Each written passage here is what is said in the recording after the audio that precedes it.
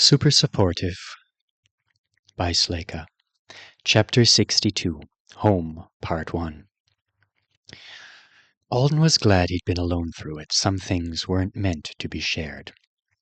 After it was over, it still wasn't over.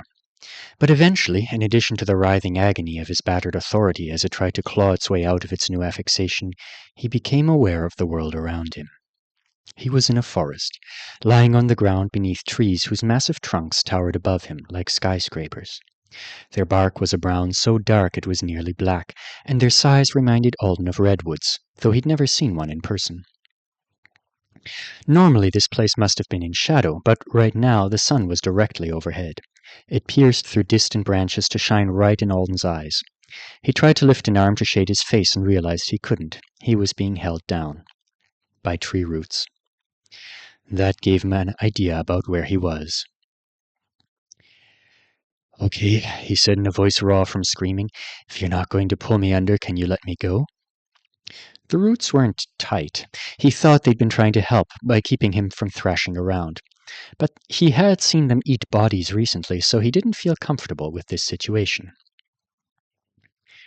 They began to loosen, rather slowly. Apparently even magic trees didn't move fast. While he waited, he turned his head from side to side to take in the forest. There was no end to it that he could see, and it was very still. It wasn't the unsettling quiet of Moon Thagant, but something more tranquil. The weather was pleasant, too. Warm, but not hot. It would be a nice day if a certain part of me would stop trying to rip itself to shreds. He understood what she'd meant now when she said he wouldn't want to use the skill for a while. If someone appeared from around a tree and threw a knife at Alden, he'd take it to the gut instead of trying to activate "let me take your luggage."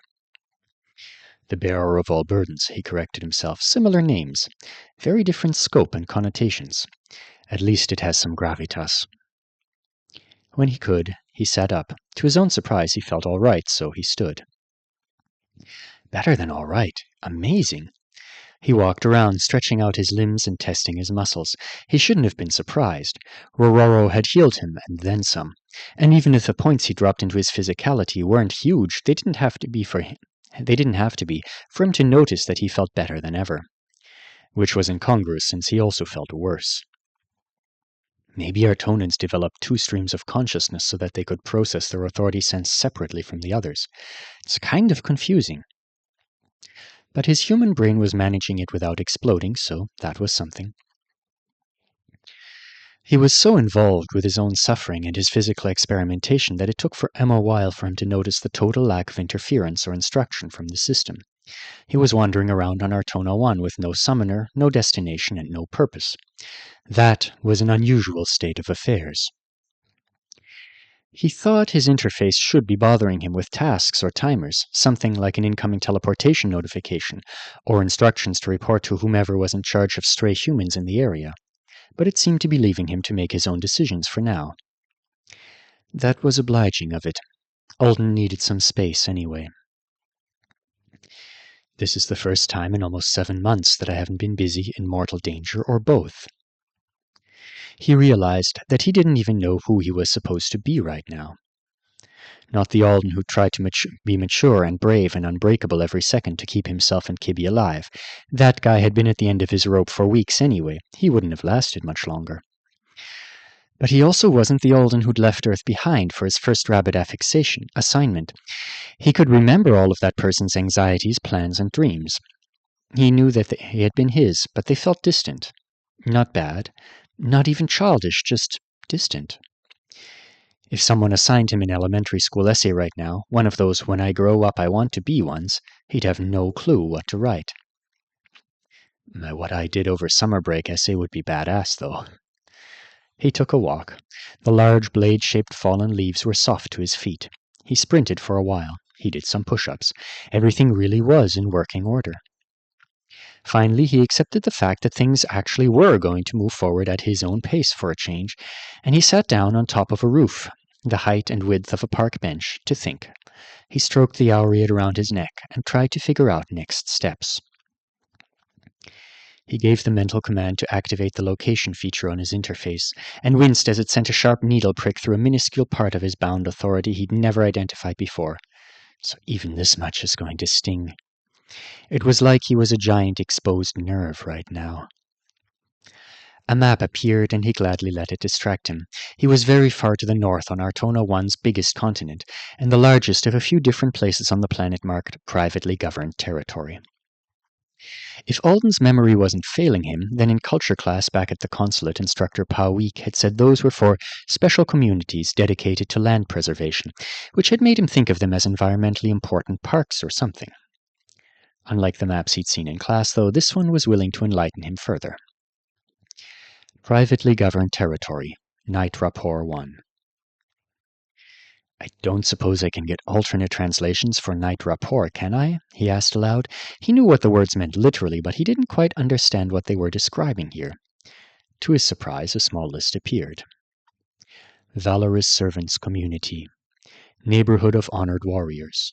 Resting Place of the Oathbound. Sanction of Those Who Stand Guard. Okay, so it's trying to fit a lot of nuance into a few words. The night concept must have been difficult to translate. Maybe that was why he had never been able to get Kibby's description of what the primary was down well.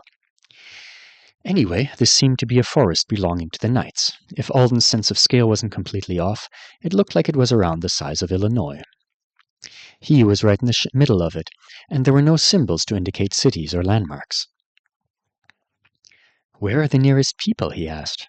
Not very close, he assumed. They would have heard him screaming. A direction arrow appeared. Beneath it were the words, Art Residence, 5.68 miles. Alden wondered if Knight Alice Art had deliberately teleported him to her family's house in the middle of what was clearly an exclusive location, or if it was another entity's idea. He was guessing it was the second. What are my options for getting back to Earth? The answer wasn't what he'd expected. He had multiple choices, including a couple of non-standard ones. Request direct teleport to Anesidora, intensity level 8. Request direct teleport to alternate Earth destination, intensity level 10 to 17. Walk to Art Residence and request use of Summonarium, intensity level 4. Reward, a gift from Mother. An optional quest of sorts, from her. That was... Alden didn't know what it was, but he thought the intensity level warnings were letting him know that even teleporting in his present state wasn't going to feel great. What kind of reward? He asked. The wardrobe window opened. In the mind space where he'd made his affixation selections, Alden had noticed the wardrobe had gotten an expansion. But she told him not to look at it then, that it was something to keep him busy during his recovery. There were 2 more tabs in addition to the main window now. One was labeled For Alden, and the other said Intensity 99.9. I didn't anticipate something like this. He'd assumed that her involvement with him was only a favor to Alice Art, and it wouldn't really extend to after affixation. Would the new tabs disappear when he went back to Earth, or were they here to stay? He selected the one with his name on it. There were only 2 items. They showed up as presents with Christmas wrapping paper. The description on the first simply said, a gift. The second was, reward, a gift with strings attached. It made him smile. I definitely want a gift. He had no clue what it would be, but he felt certain that he would like it or need it. She had, after all, just been inside his head. A moment after he'd spoken, something was teleported onto the tree root beside him. It was a messenger bag, about the same size as the one he'd had back home, but this one was made of a dark blue fabric that matched the aureate, minus the iridescent quality. He picked it up curiously. The fabric was soft, and it had a round silver medallion attached to the clasp that sparked faintly when his hand approached it. Some kind of lock or ID device, he had guessed. The bag felt empty. He was about to open it anyway, when a second item teleported in. It was a book. A very old-looking book with a grey leather cover and a raised design of hands using the aureate on the front. Alden stared at the logograms running in a vertical line down the center beneath the star-shaped pattern that had been made with a string. He couldn't read them, but he knew a magic book when he saw one, and if he could find a dictionary that included logograms for wizard-related words somehow. Juantel's art, conducting power through the hands. You're going to translate it for me, Alden said excitedly. And then he realized something slightly different than the usual system translation was going on. First, he got the easy-to-read English. Then it faded, and a phonetic spelling of the Artonan words, along with their literal definitions, appeared beside each symbol. Then that faded out too, and he was left staring at just the untranslated logograms again. Intrigued, he watched for a while. Every half a minute or so, one of the logograms would be retranslated, then fade out. It's not only translation, he realized, it's flashcards. It would force him to learn vocabulary and the writing system while he studied the book. And it would definitely keep him busy with something practical while he was in a state where he'd rather be knifed than actually use his skill. Just as he finished appreciating the first book, a second one appeared. It looked equally antique. Where is she getting these? They don't look like they're fresh from a shop. Is she just snatching them off people's desks? The new book was less exciting, but still useful. It was an index that listed common object enchantments and their effects. It didn't include instructions for how to enchant things, just references to other texts that did. Alden assumed it was to help him out when he started picking up his new category of burden with his skill, so that he might have a little more of an idea which enchantments he might be grabbing from objects. That's really going to be kind of cool. I could even buy stuff from the wardrobe if I have to, for experimentation purposes. It stood to reason that the stat bonus on rabbit gear was actually some kind of enchantment, since they weren't drawing directly on the user's authority. He'd have noticed that kind of thing when he wore the now-deceased lab coat. Although that would be really expensive. What is an enchantment anyway? When no more surprises appeared, Alden opened up his new bag and promptly screeched when the thing that was probably some kind of ID medallion jabbed at his sore authority. After he'd recovered from the shock, he stuck the books inside. Sorry. It's all right, Alden replied. I bet that would have been no big deal under normal circumstances. Thank you for the books. He reopened the wardrobe and glanced at reward gift with strings attached, briefly before he checked the intensity 99.9 tab. He stared at the contents of it unhappily. You said it was a good idea for me to keep quiet and stay under the radar. That's what I want to do. This looks like a closet that will give me a lot of angry Artonans, danger, and unnecessary drama. True, these are expensive, but you have to admit they look stylish. They were night uniforms. They included descriptions, but since they listed the magical effects by name instead of anything as simple as stats, Alden wasn't sure what the benefits were. Knowing Artonans, though, a piece of armor that gave you something called the halo of the mother planet was going to be absurdly powerful. Notes out to the side said these pieces were only available on the triplanets and a few other worlds. Earth was not included. And as far as Argold went, they were all completely free of charge. Alden wasn't surprised. He'd known she hadn't been talking about money when she said they'd be expensive. Do you seriously expect me to take one home with me? It seems like that'll be hard to explain to the actual knights if they ever find out. No, you should not. A record is created when one of these is taken, but I wanted you to know that I would let you. Consider it a vote of confidence. He left them alone. Then he shifted over to the other, new tab with a thought. So, what's the string attached to the reward gift?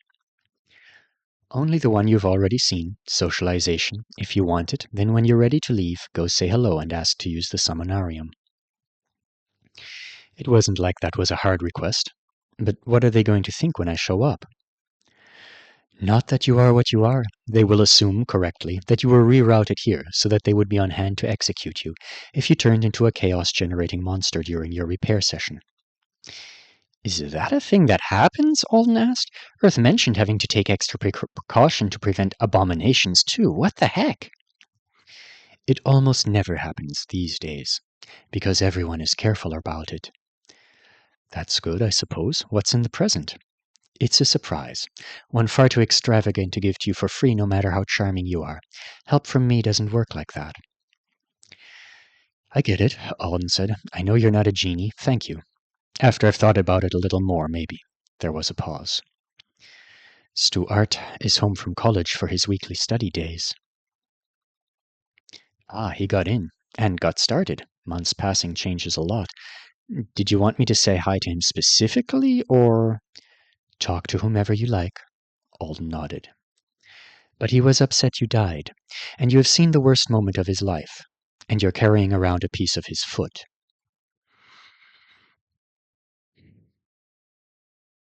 Alden spent a lot more time after that sorting out how he wanted to handle the return to Earth. He tried to consider his options, all of them, not just the obvious ones, because once he left this forest behind, he wasn't going to get many chances to undo whatever choices he made. He could really go anywhere on Earth he wanted. That was a rare opportunity, and the system wouldn't rat him out. He could drop himself in Hawaii. He was already dressed for it, after all. And he didn't know how much money it took to go on the run for a lifetime, but he was betting it was less than he had. He had the same amount of Argold he had been in possession of before he left, plus full payment for his work at Leafsong, plus a pending amount that was large enough to earn the attention of even the part of his mind that couldn't stop focusing on the abused state of his authority. Alden wondered whose pocket it was coming out of, the triplanetary governments, the universities, Joe's? It didn't say who it was from, only that it was for service in a corruption field unsuited to his rank, accidental deprivation of his rights due to loss of contract oversight, and exceptional acts of bravery unrelated to an official summons. Unless the currency exchange rate was very different than it had been when he'd left home, Alden now had more than $12 million. That's too much. What does a person even do with that much money? Although, if someone told him that he had to give it all back, or else return to Moonthagand for another half-year, he would gladly hand over every dime, so maybe it wasn't that much. On top of that, the Privileges button was pulsing on the interface's main menu. When he selected it, he saw a few new things. One was a decorative design that had been awarded in addition to the extra pay for the exceptional acts of bravery. From now on, it could be embroidered on the shoulder of clothes he purchased from the wardrobe if he wanted. Like a medal, I suppose. It had been issued by Alice Art several hours ago, so she must have known by now that he'd made it safely through the strange teleportation process and his second affixation. It didn't have any attached benefits Alden could see, but the embroidery patterns on their outfits obviously meant something to wizards. Maybe it was just a mark that indicated people ought to be nice to him, since he was an extra awesome rabbit. He was also now an authorized witness for certain kinds of system-related actions and legal contracts. It was more of a convenience than a power. It would remove a hoop to jump through for things like the class trading process. Finally, he had a privilege listed that was only a single word, no description of what it was or how he'd obtained it. Not that he needed one. It was just Mother. With his mind, he flicked through the interface, examining everything else. Money, stats, privileges, skill. He even had an Anusidor, an ID now, issued a few days after he must have officially gone missing. He didn't know if it was standard protocol to give newly minted avowed who vanished on their first assignment the benefit of the doubt about their intent to register, or if someone had pulled strings. Can't be something that happens often. Alden had never heard of it happening to anyone else. I guess my last known location was the consulate, too, so Bo and Jeremy could have told people I was there to register when I got called, and it would have looked pretty legit. He had a form letter in his inbox welcoming him to the island and instructing him on what procedures he'd have to go through when he arrived. He also had a system notification that he had thousands of text, voice, and video messages in storage on Earth. They could all be transferred over in one packet for just the standard connection fee, so he paid it. And immediately regretted it.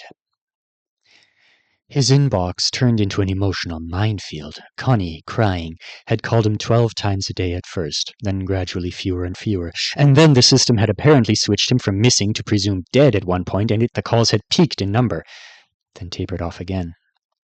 3 weeks ago, for some reason, she'd sent him a photo of Wummy sitting on top of her dresser in her bedroom. The text below the smiling wombat said, "Don't worry, Jeremy and I didn't put him in the attic with the rest of it." That was her last message. Alden had to take a few deep breaths, and then a few dozen more. The other messages weren't quite as emotional, but they were still overwhelming. Jeremy seemed to have been using what he assumed was the ghost of Alden as a diary for a couple of months now. The entries were getting way too personal to share with someone who was only presumed dead. Bo had initially sent 5 messages, each 24 hours apart, right after Alden went missing. The 5th one said, "Yeah, you're probably not ever going to read these, and sending them is making me feel like shit. I hope I'm wrong and I get to see you when you come back." A sixth and final one had appeared a couple of months later, though.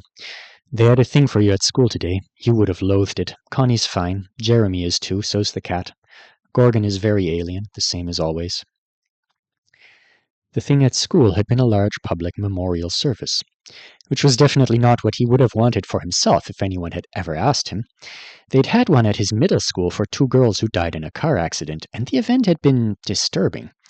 Alden had hated the way so many kids, and even a few of the teachers, suddenly became posthumous best friends with the dead girls, even though they'd barely spoken to them in reality.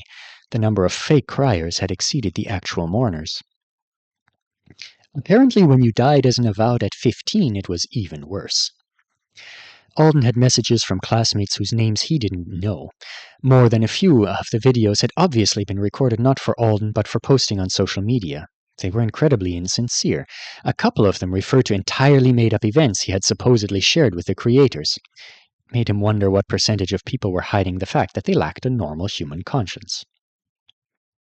He did worry about the messages from people who seemed to be really upset about his death, even though he barely knew them. Apparently, he'd complimented one of the school lunch ladies more often than any other student, and she was devastated he was gone. Some people had no hearts. Others had big ones. Alden felt like someone had just dumped an entire wheelbarrow full of life on top of his head. It was foreign, and he didn't have any idea what to do with it. Aunt Connie probably liked the giant messy funeral, at least. She was a fan of overdoing things like that to begin with, and though she had a bullshit detector, she preferred not to employ it. Alden was sure she knew better, but she enjoyed living in her own version of the world. It was one where handsome men were never scumbags, charities couldn't be sketchy, and it was illegal for reality TV to be fake. Alden had the system hide all the messages away to be sorted through some other time, when it would be less confusing. If I went on the run in Hawaii, Aunt Connie and my friends would have to keep my existence a secret. It wasn't like he was going to let them go on thinking he was dead. Sounds hard for them, and pretty nerve-wracking for me. How do you even exchange our gold for dollars if you're in hiding anyway? He glanced at the Anesidora ID. Island it is. There had never really been a better choice. And back when he was more sure of who he was, Alden had been looking forward to being a proper Anesidoran avowed. So despite weird circumstances and less scrutiny, the plan is pretty much the same. Get into a good school, you learn to use my powers, gain some survival know-how, get stronger, so that if something like this ever happens to me again, I'm not so helpless.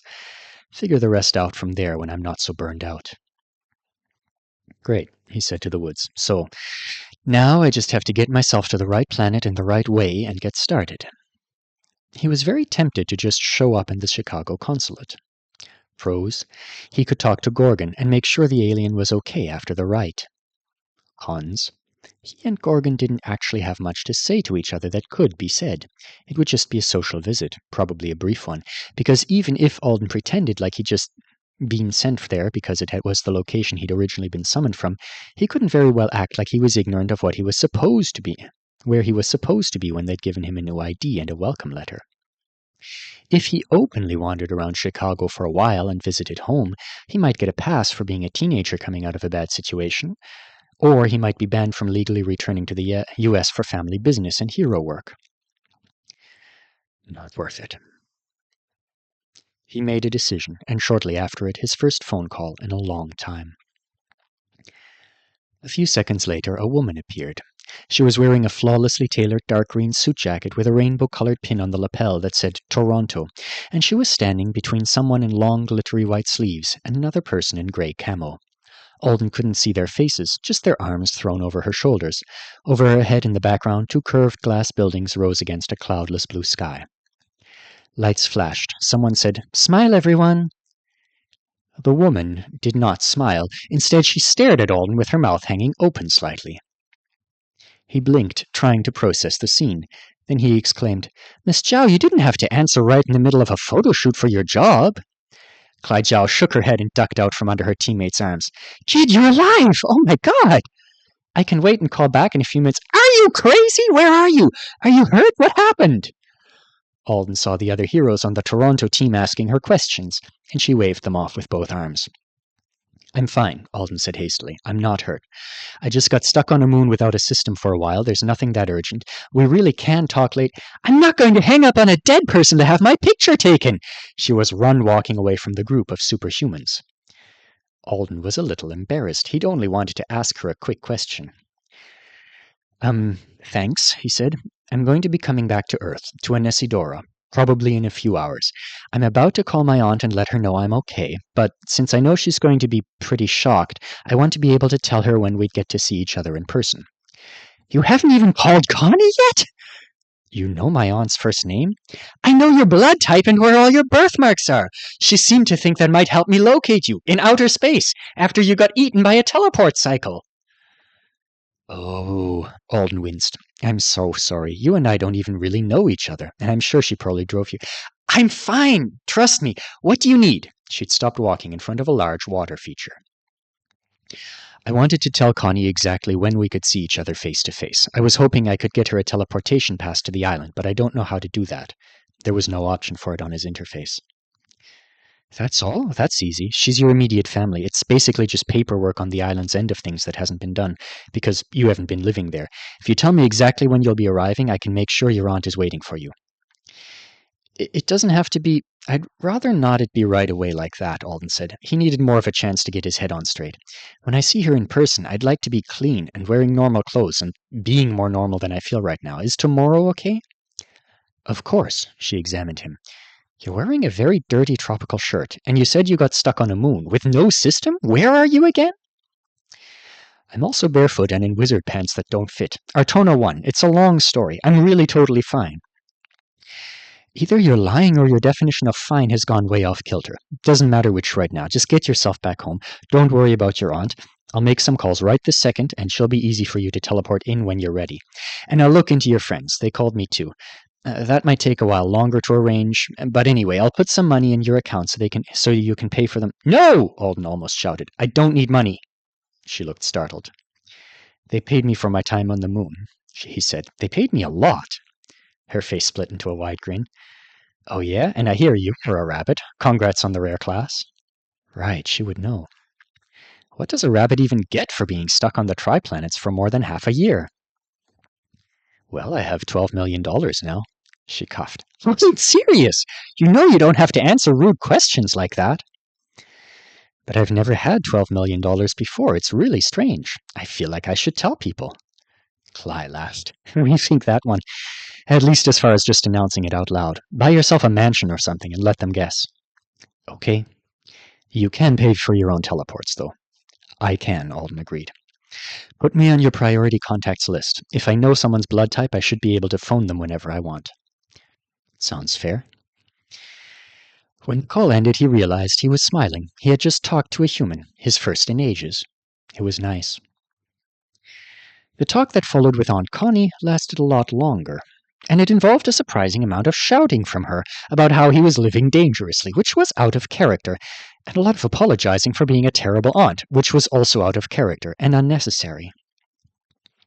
You never had to be the perfect aunt, Alden said for the third time, while Connie sat on the curb outside a strip mall and wiped her nose on her tank top. You're my aunt, and I love you, and I'm sorry I asked my friends to lie to you. I was going to tell you I wasn't avowed at some point when I got back home. But you didn't tell me, and you didn't come back home, she bawled. His heart clenched. He couldn't think of anything to say to that. Do you mind teleporting to Anesidora tomorrow? I really want to hug you for an awkwardly long time. Okay. I don't think you understand. Awkwardly long. Like a couple of days at least. You should take time off work. She blew her nose on her tank top. After the call with his aunt, Alden didn't think he had another long heart-to-heart in him, so he texted Bo and Jeremy, letting them know he was alive and that he'd get in touch soon. Then he brushed himself off as best he could and thanked the tree that he had been using as a seat all this time. It dropped a bright green leaf onto his head with accuracy that could have been coincidental, but probably wasn't. He tucked the leaf into his new magic bag with his new magic books, then went for a walk, following the guiding arrow the system had provided. Sunset was approaching, and the forest was much darker now, but there was no undergrowth, so it wasn't hard to navigate. Alden considered buying something from the wardrobe or having the cargo pant hiking boot set he'd purchased on his first day as a rabbit teleported in from Earth. But why spend a bunch of his new money to get himself ugly alien clothes when he didn't really want or need them at the moment? He was going to buy himself good old-fashioned human shoes when he got home, and as many other good old-fashioned human things as he could think of uses for. I want a normal toothbrush and some jeans. He was a little trepidatious as the miles ticked down as he approached his destination. He expected to be stopped by guards of some kind. The artists were about as important as people on the triplanets could be as far as he could tell, and important people were supposed to have guards, weren't they? Or at least magic walls. Regular walls, even. But Alden had already passed by the first evidence that he'd entered an occupied area before he even realized it. It was a low building, about the size of the small house he'd shared with his aunt. It had mirrored sides that perfectly reflected the forest around it, and a flat roof covered in fallen leaves. The structure was so well camouflaged that it took a few seconds to make out the whole shape of it, even when he knew what he was looking for. It was pentagonal, and it had a pair of dark wooden chairs in what Alden assumed was the front. That can't be the whole house, can it? Alden approached, wondering how to figure out where one knocked on a mirrored building. He tried not to feel spooked by the fact that the mirrors showed everything around them but him. While he was squinting at the place, struggling to find something that looked like a door, a panel beside him suddenly slid aside, and 3 kids around Kibby's age stood there peeking out at him. They were all wearing loose-fitting clothes, and behind them was an open space that looked like it could have been meant for anything from meditation to dancing to martial arts. There was something inside making a hollow talking sound with a perfect rhythm, like a metronome. "I told you it was a human," one of them whispered to the other 2. "Don't call her it," hissed another. "The instructors say humans think that is rude." Her? Nobody's ever made that particular mistake before. They didn't seem surprised or worried to see him, just curious. "Hi," he said in Artonan. "I'm looking for Stuart." "He's probably at the main house," said one, pointing in the direction Alden had been heading. "He could be anywhere else, though," another said. "But he's probably at the main house." "Thank you," said Alden. "Sorry I interrupted your thing you were doing." He headed in the direction they'd pointed, noting several more of the small camouflage buildings and a couple of larger ones. He passed 6 Artonans. A couple were in wizard's clothes, but most wore the knight's uniform. They all looked at him curiously, but nobody seemed concerned about his presence. "I'm avowed," he realized. "They think there's no way for me to be here unless I was summoned." Also, this place was on a ginormous piece of privately governed land. He doubted they got many uninvited guests. "I feel like a spy in the castle." It was kind of fun. Finally, he came to a place so large that it had to be the main house. There were well-trodden paths leading to and from it at different angles, and the home had been built around several of the giant trees. It was at least 3 stories tall by his estimate. He followed the path that looked the most frequently used and stood waiting for someone to open a door for him. The kids had known he was around. He'd be noticed eventually. Better to be patient, instead of banging on walls that might, for all he knew, be one-way windows into the primary's own bathroom. A door did finally slide open, just a few inches from where Alden had guessed it would be. The mirrored surface faded to reveal smooth wood, which slid aside. Alden took a step back in surprise as a person of a type he'd never seen in real life loomed over him. That is a giant, 4-armed mole, he thought. He'd seen pictures of them before in a xenobiology book. He knew they were called the Mliert, and also that there were basically none of them. They had a population of just under 20,000. Alden hadn't even realized they had avowed, but this one was wearing a pair of wide fabric belts diagonally across its body, and they had embroidered designs on them reminiscent of the one Alden had just earned under his Privileges tab. The Mliert had glossy bronze fur, no visible ears, and a snout with pinkish tentacle whiskers. "You smell new to me. Did you forget where the door is?" the alien asked, according to the system anyway. The snout tentacles waved, but there was no sound that Alden could detect. "I've never been here before," he admitted, staring up at the Mliert's chin. "I'm looking for Stuart." "He is studying in his room. I was about to take him 3rd meal." Interesting. They did 3 meals. Culture class in Kibby had taught Alden that 2 was more normal. First meal was usually either breakfast or lunch, depending on the eater's preference, and then there was an evening one. On the other hand, Joe had just scarfed things out of his own pockets whenever it suited him. To each their own. I can take Stuart's dinner with me, Alden offered, thinking it would be a good way to get directions without having to wander the whole massive place. You smell like soil. I brushed off, but I am covered in dirt. Sorry, I like soil. More people should smell like it. Come inside. It is pleasant to have a new person around. I'm not staying long. I'm just here for a quick thing. That is a shame. I enjoy to be called Murmur. Murmur, Alden repeated. I'm Alden. He followed the Meliert into a house that had somehow managed to be cozy and inviting despite its size. Alden took in everything with interest. It was the opposite of an open floor plan, rooms connected to other rooms, which connected to hallways lined with seating nooks and bookcases. I'm so going to get lost.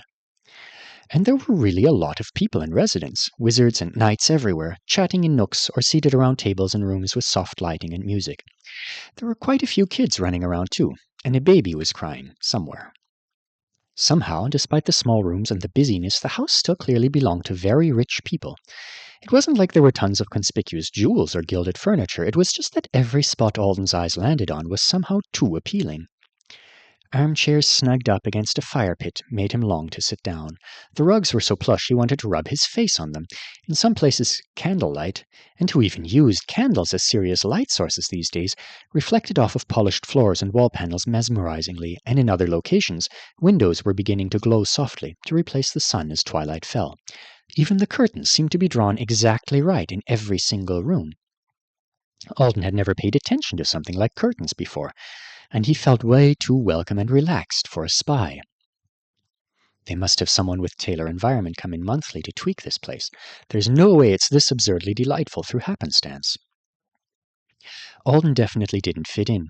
He drew startled looks in every space they passed through, but nobody ever said, "Hey, who's this guy?" It must be the number of people living together. They see something odd, and they all just assume another member of the household is responsible for it. Plus, he was following Murmur around. On what was turning out to be a very roundabout mission to get the kitchen and fetch Stuart's supper.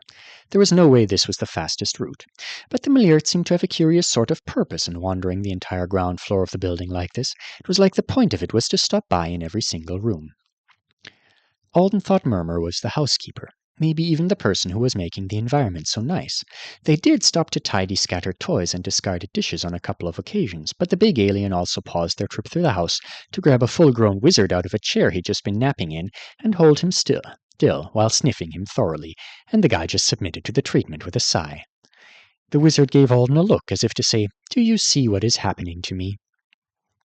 And Alden really wondered what expression he wore on his own face because he had no clue what was going on. Murmur set the fellow down, patted him on the back with all four of his clawed hands, and then they resumed their trip as if nothing had happened. So a housekeeper that grabs people and sniffs them regularly enough for it to be no big deal? Why not? They finally made it to a formal dining room, the only truly large space in the house so far, and through there they passed into an ultra-modern kitchen that didn't fit in with the rest of the place at all. Here Alden finally saw adult Artonans not in wizard or knight clothes. A man was cleaning dishes, a woman appeared to be cataloguing the contents of a freezer, and a couple of people were assembling to-go containers that looked like smaller versions of the high-tech takeout tiffins Alden had encountered before. One of them checked a tablet and gave Alden a container to take up to Stuart. And then, since they'd assumed he was a helpful volunteer, they gave him 5 more to deliver to other people on the same floor. How did I end up as room service, he wondered as he climbed the stairs Murmur had pointed out to him. Is this just the fate of rabbits? I don't even work here. He'd explained that he didn't know where any of the rooms were upstairs, and they just gave him door numbers to remember. As he emerged from the stairs into the hall, he took in the environment, very different from the ground floor. It was a long hallway lined with widely spaced doors. Up ahead, it made a sudden split to go around the tree trunk that was visible through the floor-to-ceiling windows. Alden counted 4 doors, smacked his hip into the access panel to get the resident's attention, since he didn't have a free hand to knock, and a moment later, a woman in a long gown that he assumed was pajamas took her food from him with only a briefly confused look on her face. These people need to be more suspicious, Alden thought. They are the protectors of the universe, apparently, and I could just poison them all. Door number 7, just before he got to the tree, belonged to a familiar face. Rel Art, the instructor in charge of the class at the ceremony Alden had seen. He was wearing the same knight's uniform, and his black hair was pulled back at the temple with the same small jeweled clips. Alden froze. Rel Art seemed confused to see him, and unlike everyone else in the house, he was a little less inclined to brush it aside. "Who are you?" he asked, taking the food in one hand and setting it on a small table by the door. Behind him, Alden could see a seating area, and there were 3 different screens on the wall covered in logograms. "I'm Alden said. He'd already decided not to lie about stupid stuff. If someone ever got around to caring enough to ask him why he was looking for Stuart, he'd just tell him it was because he wanted to go home. Rel Art frowned at his answer. Alden braced for further questions, but instead the man just said, "Like the riebit?" "What?" Alden blinked. He was positive his reputation shouldn't have preceded him, because, as far as he knew, he did not have a reputation, unless it was as that guy the primary met once, who died almost immediately afterwards. "Yes," he said. "Must be a common name for humans," Rel Art muttered. Then he closed the door in Alden's face. It could have been a coincidence, but as Alden traveled down the hall, the residents seemed to get younger, and more stressed out. He delivered one of the meals to a room shared by a pair of seemingly identical twin girls, really rare on the tri-planets despite the high rate of fraternal twins compared to Earth, who looked like they hadn't slept in days. They appeared to be just a few years older than him, and one of them was in the knight's uniform, while the other was wrapped in an oversized towel. She was swearing tearfully at what Alden thought was a pot full of red moss. You're new, the not-swearing sister said in a dull voice. "Thank you for 3rd meal." "You're welcome." She started to close the door, then she looked at him again, and swept some of her dark lavender hair out of her face to see him better. "You look tired." If she's saying that, it must really be showing.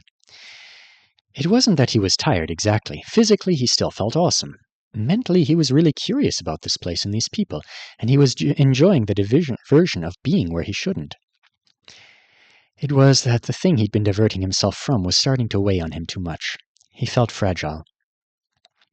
And while he knew he wasn't about to break, and it was just his authority aching, he was beginning to lose his determination not to curl up in a ball somewhere quiet to suffer in peace. "Not exactly tired, just having a busy day." "You should rest," she said. "I'm planning to rest for ages starting tomorrow. Stuart's room is just at the end of this hall, right?" She nodded.